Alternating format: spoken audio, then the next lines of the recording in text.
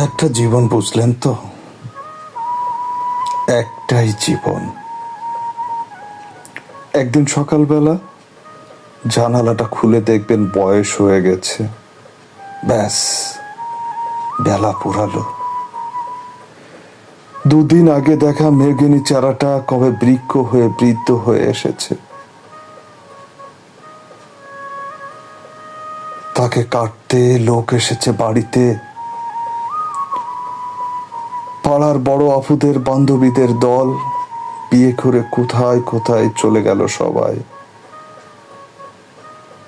সারাবেলা কাষ্ঠ যে বৃদ্ধ লোকটা, তাকে সবাই মিলে কাঁধে নিয়ে চলে গেল গরুস্থানে। সদ্য গোপছাটা লাজুক ছেলেটা ঘর ছাড়লো, পাড়া ছাড়লো, ইউনিভার্সিটিতে গিয়ে আর ফিরলই না কোনো দিন। বাবার হাতের দিকে তাকিয়ে একদিন চমকে উঠলেন। এ তো বয়সের ছাপ। এত কুঞ্চিত চামড়ার দল কবে জমলো এসব?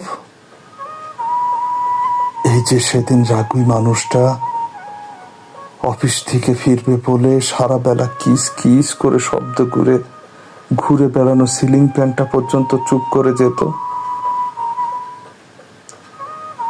কি জাদু বলে, কি বাতাসে, কি অদ্ভুত মায়ায় এভাবেই নরম মোমের মতো গলে যায় দিন।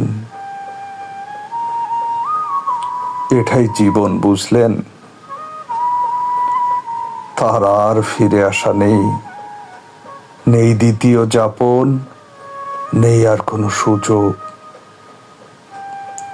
দয়া করে বাঁচুন, ঘুরুন, বন্ধু হন, দার্জিলিং এর মেঘে বসুন এক সন্ধ্যায়, কাঞ্চনজঙ্ঘায় রাখুন চোখ, একটা নরম কথা গায়ে জড়ান। দয়া করে বাঁচুন।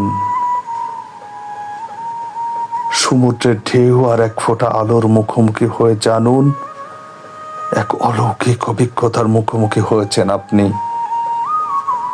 হৃদয় প্রসারী ক্ষুদ্র দুঃখ সব তুচ্ছ করাই যায়। পড়ছিলাম ইমরান কায়েছের লেখা একটাই জীবন।